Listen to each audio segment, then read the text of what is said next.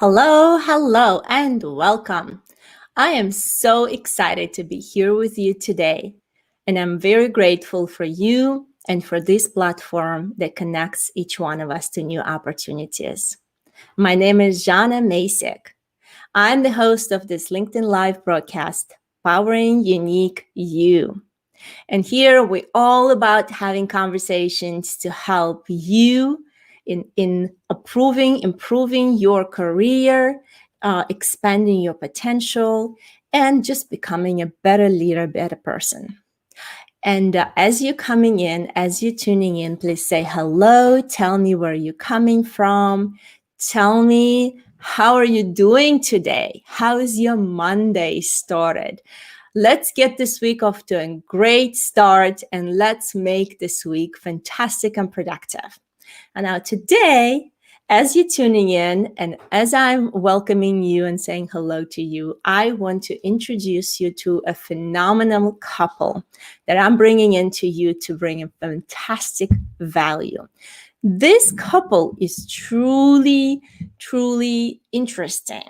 They've stayed together and they lived on a 38-foot sailboat. And they were traveling from Chicago to South America for over 7 years. They also lived in Dominican Republic for several years and were working on intercultural studies there. They started up together as husband and wife three different businesses, 2 companies for profit and 1 for nonprofit. Is it I'm just so amazed at this. Now, they also serve entrepreneurs, professionals, and leaders and people just like you and me that have a story and they want to share this story with the world through their unique program, Your Message programs. So they have a framework that help you to put your message out there and to let your message matter in the world.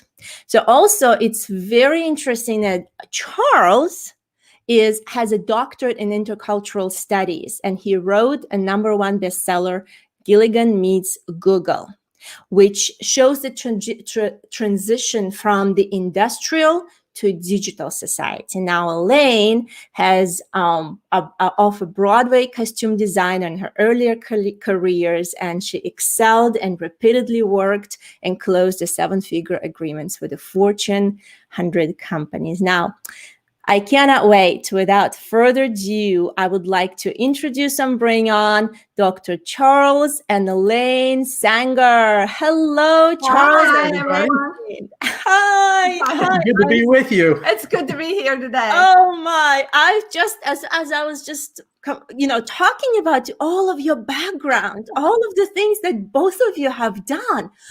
It's just fascinating to me. I would love for you to tell me what are the maybe 2 or 3 highlights from your together journey, global journey that you believe were very, very inspiring and maybe inspiring to our audience. I think one of our highlights was working in the Dominican Republic. Mm-hmm. We were working with tourist workers, the middle-level management and down type tourist workers. We didn't live on a resort. We lived off the resort where they lived. And there was a combination, different groups of workers. There was the Dominicans. There was people from all over Latin America, but there was also Haitians.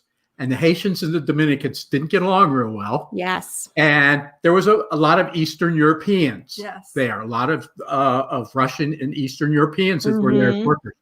And we did a language center, but we also did cultural training to help them understand how to get along with the cultures on the resorts. Yeah. Mm-hmm. And it was exciting because we knew the resort managers and the owners and the problems they were having with their employees and with their guests, and a lot of it was cultural. And so it was exciting to see and to hear how they started to understand culture better and overcame some of those problems that they were having originally. I think that was one of the big things we saw. And at the end, we saw a lot of our Haitian friends and Dominicans that they were friends and working and doing things together. Oh And my. For me, there was lots of transformation. a lot of the students and people we worked with were like from 18 to 26, and they were away from home for the first time. And so in our center, we created sort of a family and a safe spot for them where they could come early, stay late, and chat with us and our interns and our teachers. So we really helped them personally as they were going through some of their personal issues, living in a new culture as well, getting along with each other. This is fascinating. I love that you have this fantastic global background. You've traveled on a sailboat. You've lived in different places. You have a doctor, Charles, on the intercultural studies. And I know a lot of my connections and my network is related to global mobility, helping employees, of giving you resources of being a better, performing better, and doing better, outcomes on their assignments in different countries. Yeah. So this is all fascinating topic. And I want to welcome a couple people as we're joining in. We have Brian saying hello from Toronto. Hello, Brian. So good to see you here. We have Keith saying hello from Columbus, Indiana. Keith, so good to see you. Thank you for joining in. And as you're coming in, please do ask us questions. And Elaine and Charles, I cannot wait to learn from you today. Now, the topic that we've talked about is, so there's a lot of people that have expertise. There's a lot of people in the corporate world that have great experience, great knowledge, and yet they may want to utilize that knowledge in a different capacity than just being working in a corporate world. Mm-hmm. And how can a professional like me, let's say, that have all this background and all this experience, turn that expertise into advantage? That's the fascinating topic. So maybe you give us some benefits of what are the benefits of considering to do that. Should I tell a story? Yes. Okay, I know a story. This man went through the same time I was working on my book. He was working on his book, and we ran into each other in different courses, in different classes and weekend seminars and stuff we were taking. But anyway, both of us published our book. He published his book, and the last I knew, he sold about 10 copies. Now we go, that's pretty bad. He was so excited. And it answers your question directly because his book did exactly what you're saying. He was in corporate America. He was in Fortune 100 companies. He was an environmental protection person that was responsible for seeing that his company complied to all the environmental rules and things. And he was reading material all the time, going to seminars. He's working 24/7 to stay up on this stuff. And he said, I was getting paid okay in my company. I was doing good, but I really wasn't the most popular there because whenever there was a change, nobody liked it. So he decided to write a book on this, and he put it in a book. And the last I talked to him, he's no longer an employee of a company. He says, I'm working less and making more than I've ever made in my life. I'm having more fun than I've ever had. I've been called before the U.S. Senate to testify twice. And I've been an expert testimony in several court cases. And he says, and that's what his book did for him. The corporation was hiding him and his knowledge. But when he put that book out there and published it, it became open for the world to see. And people that were interested started contacting him. Yeah. And it made a big difference in his life. Wow. This is a really fascinating story. Now you're giving me chills. I think that's one of the most extreme. I know. I get chills when I tell it too, because that's probably one of the most extreme. We know of others similar to that, but that's an extreme of how this thing really works.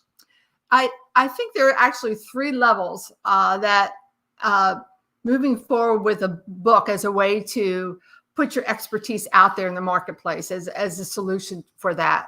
One is, it's at a personal level. And at the personal level, you're taking time to really document, think through your area of expertise and your stories and putting it together in a thesis in a way. So you have a point of view that's unique to you. So that's the first level. And by doing that, you become more of an expert because you've taken the time to really put all those pieces together to make sense for your readers. And then at the next level is a lot about what Charles was saying, is that it gives you exposure to clients and other companies that might want to work with you and your clients. So it creates that level. So it's personal, and then it's at the client or customer level. And then the third level is the market level. It gives you more expertise. Yes, I love that. So that gets you more speaking, more ability to be seen as a thought leader and influencer. So there are actually 3 levels we look at, right? Right. That being an author does for you with your expertise. This is truly inspiring, and it's inspiring to me. I did mention to you before we went live that I have this desire in my heart to write a book. I'm working toward making it happen, and we might actually have a conversation about this later on. I would love for you to share what are the qualities of successful authors, because I've heard there's research that says there's a lot of books are coming out, but not many of them really make a big difference in the author's life and in the community, for the society. So what are the qualities? What do you think would stand out to make you be as successful as author? Well, I think the first thing is you need to have a passion around what you're writing. This guy that I told you about, he had a passion around the environmental stuff. Some of it he was very passionate for the positive. Others, he was very mad at the legal restrictions that were being put on companies. But he had a passion. That was his life. And I think when we write about our life, that passion will come through. And then what we need to do is take the time to write it. Writing doesn't happen contrary to the courses that say you can write your book in the weekend or in a week.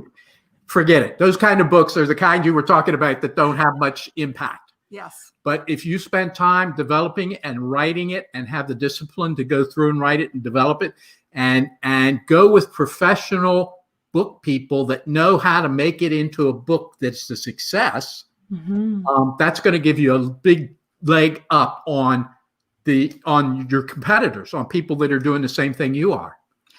Yeah, and we're author advisors, so we work with each of our authors to understand what it means to them to be an accomplished author.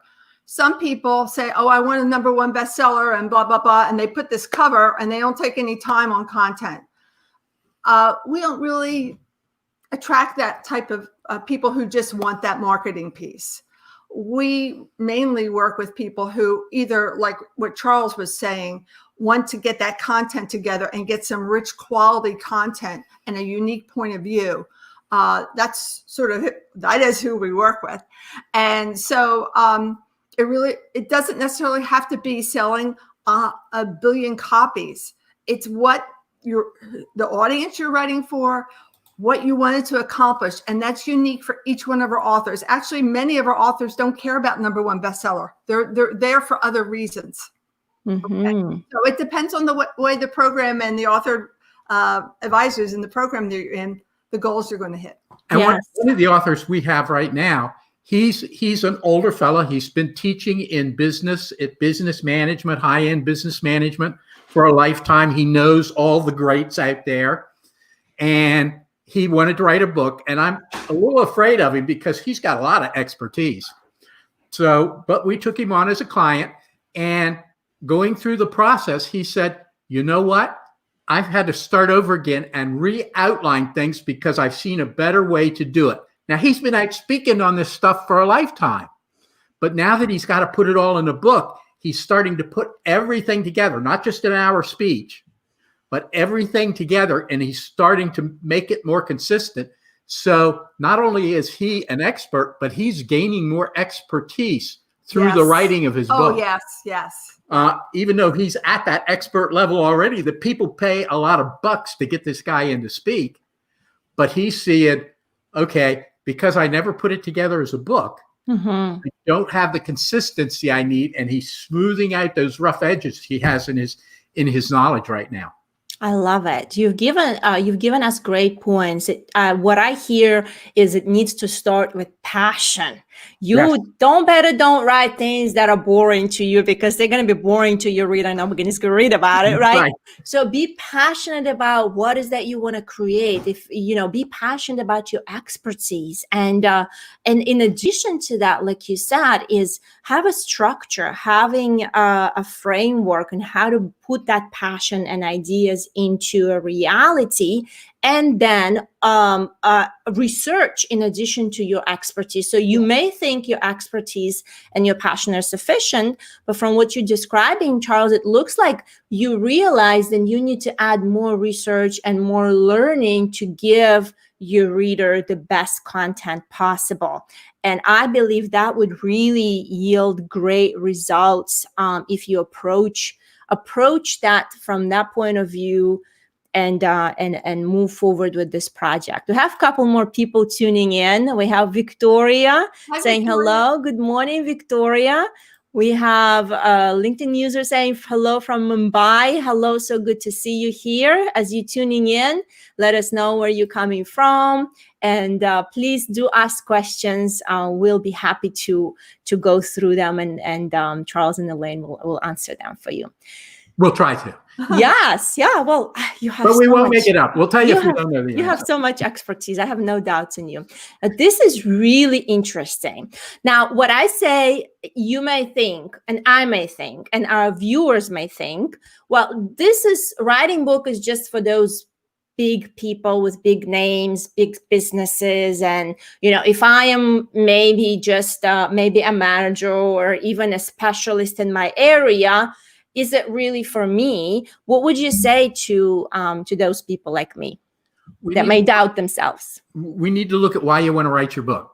There's different reasons people want to write it. Right. If you're a small entrepreneur, you may want to write a book as your business card. Mm-hmm. Okay. I know a few authors, they've written their book and it's the name of their business.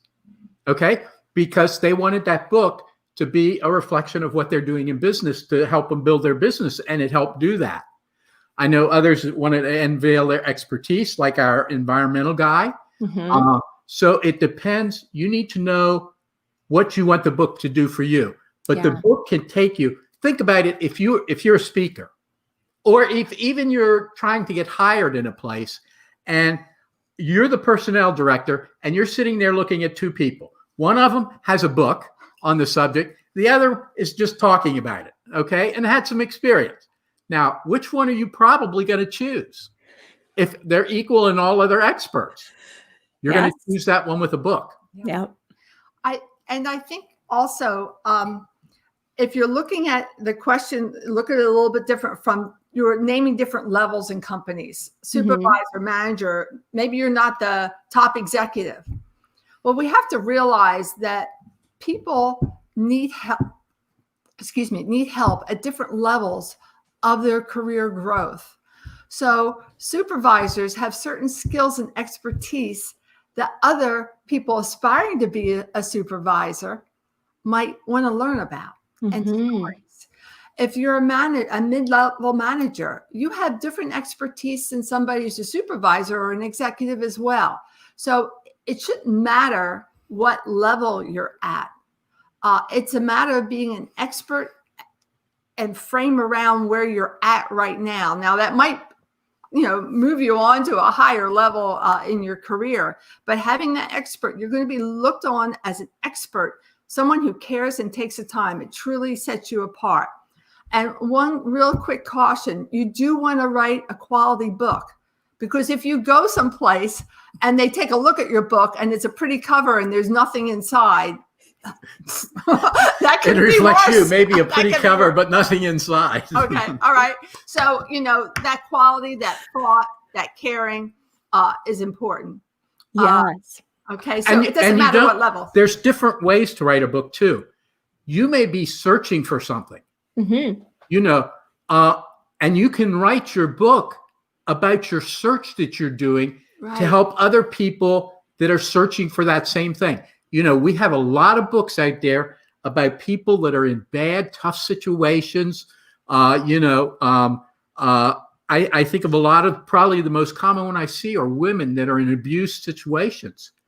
And if they write that book from the right perspective and how they're getting help and what they're doing and what they're feeling, there's others that will buy that and become part of that group, and that helps moves them along. So you can write as somebody that's searching, and that can be a book. Yes. Because as you're searching, you're helping other people that are on that same patch of searching, or maybe you're a little farther along and you've just been through it, but you don't know all the answers, but you've got a lot of them solved. So you can write as kind of that, I call them the Sherpa, Sherpa in mountaineering. You know, they're not the expert. They're not the top dog mountaineer, but they've been through the trail before, and they're probably going to get you to where you're going. Yes. So you can write from that perspective as well. So you can write it from different levels. It's just how your tone and how you deal with your writing that is going to make that book successful or not. Yeah. I really like that you mentioned, Elaine, something on finding your why. Charles, you mentioned on finding your why, and then Elaine, you mentioned that you don't matter what level you are. And I think a lot of people, they may get intimidated by thinking, well, I don't have this executive title behind my name, or I am not qualified enough. So I love that you gave the perspective on, you don't have to have a specific title. All you have to have is your experiences and your expertise. And it can be in the professional realm, or maybe some personal things that you have overcame, that you were able to find solutions, or like you just mentioned, Charles, you're looking for solutions, but you've been through certain things that have helped you to advance further. And if you look at it from the perspective of supervisor is writing about what have helped them to become better and efficient, and giving some framework and strategies around how to get to that position. For someone that just gets off the college, it's going to be like a golden book, right? It will. So maybe for those that just got off the college, I know there's a lot of aspiring people, the young people that are coming off and want to become the CEOs right away. But, you know, it may be, you know, maybe the advice from CEO may be way too far, you know, too far reach. And they'd be like, oh my gosh, you know, this is a little too far to go. So that medium is the experiences, as you portrayed, are very valuable to those people that are just starting. So you look at it from the perspective, who are you helping, who your audience, who can benefit from that expertise that you have. And that way you put it in a framework that gives you the advantage. And you've given great explanations of what that advantage may look like. Now, what are the tips if I want to start and and I want to go ahead and have this project going? Where do I start? What are my guides? Can you give us some of the framework? What are my options? Get with an expert. If you're going to go learn to play golf, you're going to go, if you want to get good at it, you're going to go take lessons. Okay. When I learned to sail, I sailed with some experts that were winning races. I didn't take lessons necessarily, but I sailed with some sailors that knew what they were doing. And whatever we do, whatever we do, we go to an expert. And a lot of times we think, oh, this is writing. It's just in my language. I'm going to just write it down. And no, that's not going to work. Okay. Go to some experts that can help you with that book. And even in the beginning, as you're getting your ideas together, don't think you've got to have your manuscript done first. There's a lot of people out there like us that will help you with that manuscript and will help you get it done the right way, instead of, I'm sure all of you, if you've been around many authors, you've heard the story of them going to the editor with their manuscript, that big, thick piece of paper, and the editor starts reading it and throws it in the trash and says, come back when you've rewritten it, when you've written it the right way. And we can save you from that big manuscript going in the trash kind of thing. Yeah. And there are certain paths and ways to success in writing a book and, elsewhere. A lot of people circle around and they say, I'm going to write my book. And then 3 years later, actually, we had one gentleman who came to us, a dear friend of ours now, one of the authors we work with. 5 years he was writing his book. All right, 5 years, and nothing was happening. And he came with us and he got published, and he's working on his second and almost his third book now. So there are certain ways of doing things and having people around you to motivate you and help you get through it too. So there's a lot to it, just like any skill. Yes, I like it. So if you want to really take advantage and advance your writing and advance of putting your idea into the finished product, you have to work with experts. Now, you can do it on your own, most likely, like in any kind of skill. You can try to learn and Google and watch YouTube videos, but it may take you ups and downs and 3 years and still not having any product done. So there is a And, choice, right? You and you get to may choose. invest a lot of time. We have some authors out there we know, they can't understand why they can't sell their book, get it in a library or sell it in the airport. And I look at the book and in 2 seconds, I can tell them why. It's not a professional book. Yeah. And those people that are buying those kind of books aren't going to buy it because it's missing some of those professional elements that it needs to have. Yeah, so you have two choices. You have a choice of working with expert, finding the fastest route to, put your idea and put your expertise and make an advantage for yourself, or you can just remain where you are and try to figure it out on your own and probably end up with the same results. Slap it up on Amazon, and then they come to us. Hope for the best. They go, my book never sold. I put it up on Amazon. Why didn't it sell? And we go, well, we could have told you, but that's okay.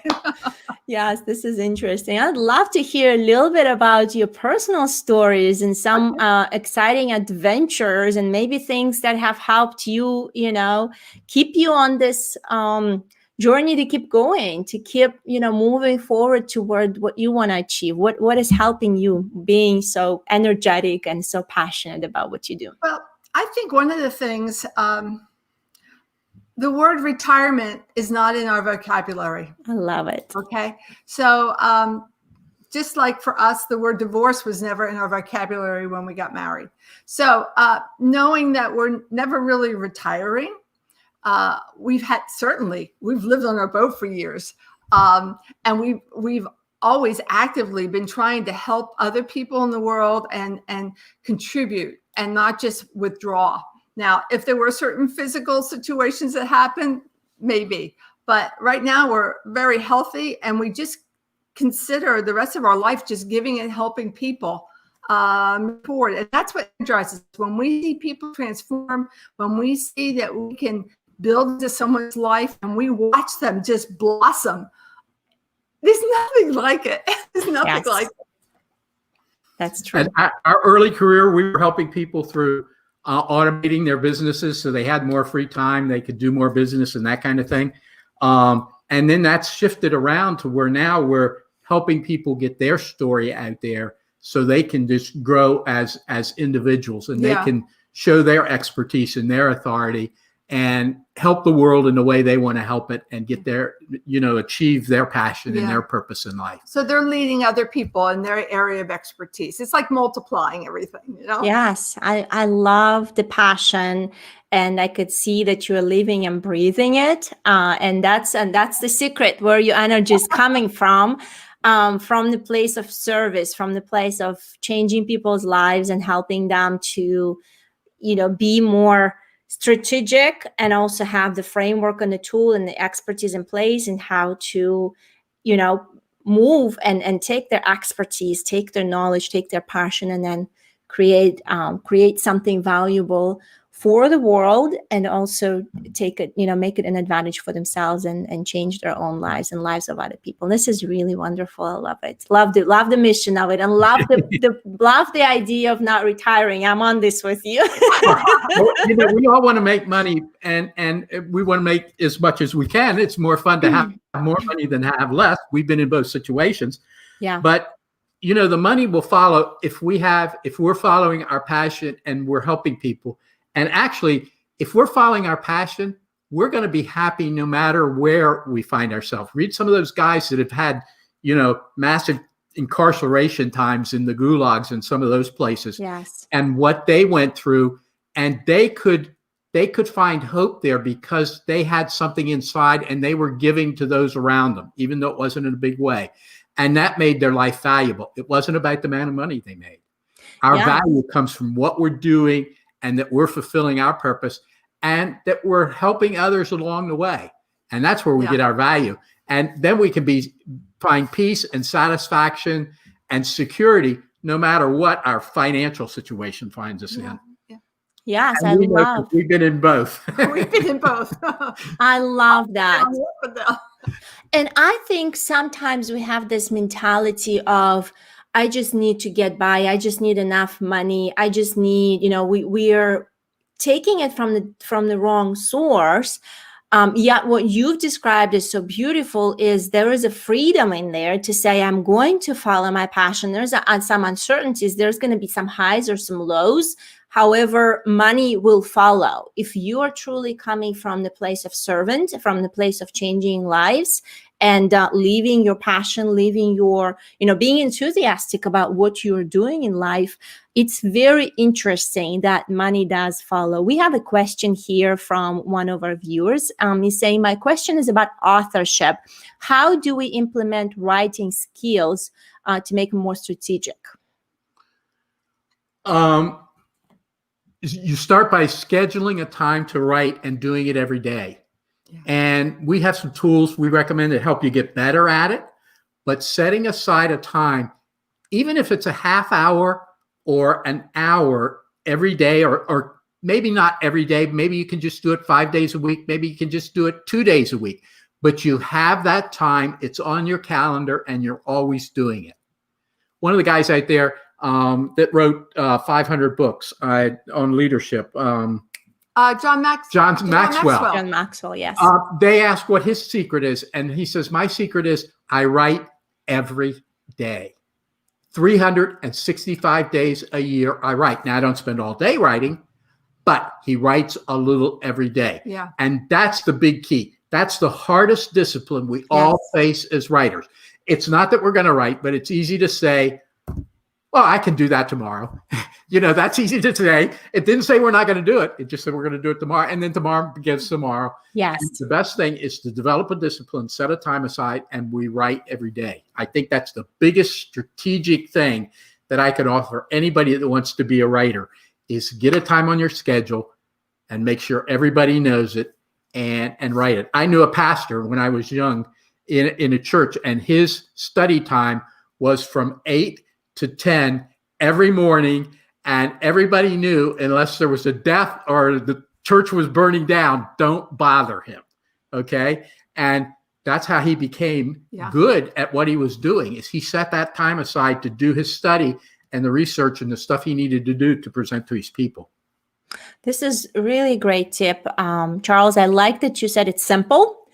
Yeah, the self-discipline is the most difficult. Unfortunately, it's like everybody know you're gonna do it, but nobody does it. So it's the most difficult is being self-disciplined. And I think those that figure out the systems and figure out the rhythm and have it on the schedule and committed to say, no matter what, I'm going to have to put that in and follow through.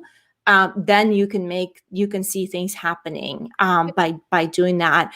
And how about maybe a little bit of a turn on that question is, strategically writing a book is one thing, is to making it happen by doing that. But then how maybe strategically think about the idea of the book, maybe give us a little bit of perspective on that. Like if I have an idea, but I'm just thinking about some of the pieces, how can I see it as a bigger picture and then also put it into places? Is there maybe a few steps or some systems that are helpful? One of the things you need to do with that idea is start writing it down. And we can think about all kinds of things, but it's just kind of out there in never land until we write it down. Once we write it down, we start looking at it. Elaine and I managed to do our cruise on our sailboat because we started writing it down. And we have a book. It's this thick. I never published it. But on our strategy, what we were thinking on getting there, getting the boat ready, and all that stuff we needed to do, we wrote it all down. We wrote it down. And that, I think, was a big part of why that became a reality for us, because we were around a lot of friends that wanted to do it that never got it done. Yes. But we wrote it down. And when we write it down, that somehow just helps cement it in our brain and helps move us forward in that process. So take those ideas and start writing them down. And even if they don't make sense right now, start writing it out, go back and look at it. In fact, if you would go with a traditional publisher, one of the big publisher guys, they don't want to see your manuscript in the beginning. They're going to want to see this thing called a book proposal. Mm-hmm. And that's your idea about your book, your outline of your book. They don't want to see the manuscript yet. They want to see that, because that tells them you've thought through and you're building a structure of where you're going to go with the book. Mm-hmm. This is really good. That ties into that self-discipline. If you just have the self-discipline to write every day, but you have no reason or path that you're following what you're writing about, it becomes more difficult. But if you have a topic that you're trying to work on and get through, you'll feel more motivated each day to work on that topic. Do you see what I'm saying? Because you'll come to some sense of some accomplishment during that phase, and then you can move on. If you're just writing to write, well, it's harder to be self-disciplined. Yes, this is good. And it says, that our LinkedIn user is saying here, great tips. We'll try to have follow suggested self-discipline. This is really good. I agree that it sounds simple. And Charles, from your perspective, writing down your plans, writing down your ideas, writing down of things that you want to achieve, writing down that you want to write a book, right? Yeah. Just put that on your to-do or your bucket list or whatever. Yes, a bucket list. That's a cross-cultural tip. That is applicable to all cultures, no matter where you are, all economic ranges, no matter where we are. We got to have the discipline to just do it. Yes, I love it. I love the cross-cultural tip. Everybody can write in your own language, on your own piece of paper. And looking at that, it does give you some kind of a prompting in your brain to say, it's written, it's happened. And when you look at it, you're like, yes, I know where to move next. So the self-discipline, writing it down, and also figuring out and working with experts like you on what the structure is going to be like and how to actually move forward. Because like you said, Elaine, you can write just to write, and then it's not going to be cohesive. It's not going to make sense. You don't just write random, pieces of content. If you want to make it make a sense and turn that expertise in a good outline, in a professional way, into a very good and solid professional book, you have to put an effort into that. So This is good.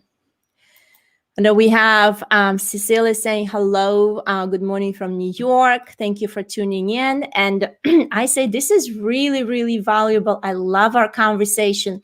I know you have some free gift or giveaway that you'd like to announce to our listeners. Yes, we love to talk to new people about their ideas for a book. So we'll offer the first 4 people. We hear a wonderful pet.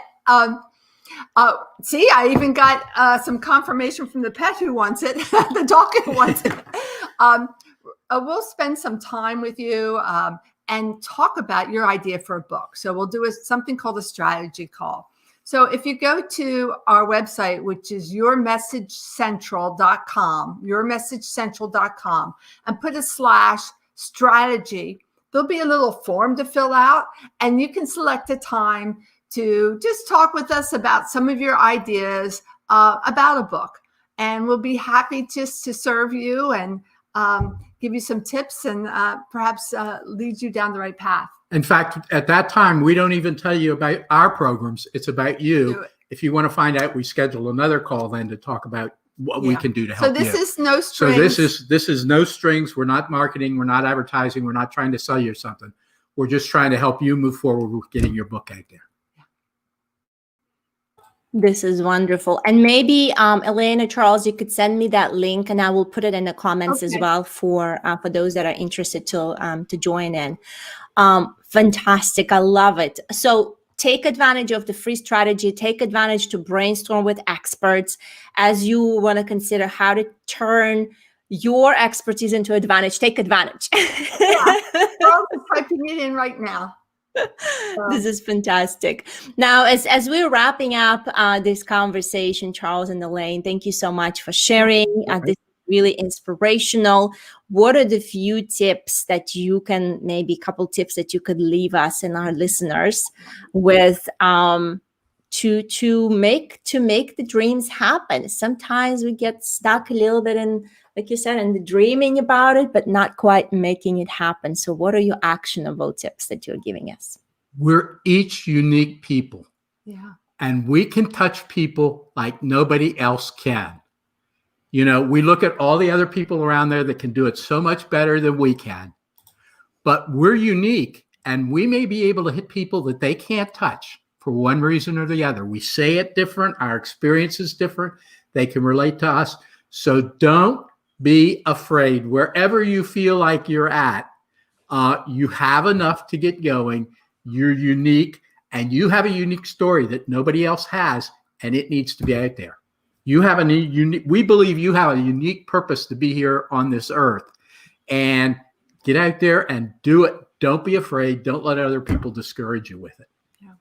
And you will naturally, and my expertise is more sales and marketing. So I help our authors in that area. So I just want to take away one of the fear factors people do have. As much as Charles said that you are very unique and you're going to develop a different audience, there's going to be people who love you and are automatically attracted to you. And other people won't like you and will not be attracted to you. And you know what? That's a great thing. So don't be afraid of the people who don't want to buy your book or don't really relate to you, because there will be a group that's very special that will. So get rid of that fear of that everyone's going to love you. They're not. Okay. It's okay. But there will be a lot who will love you because they'll relate to you.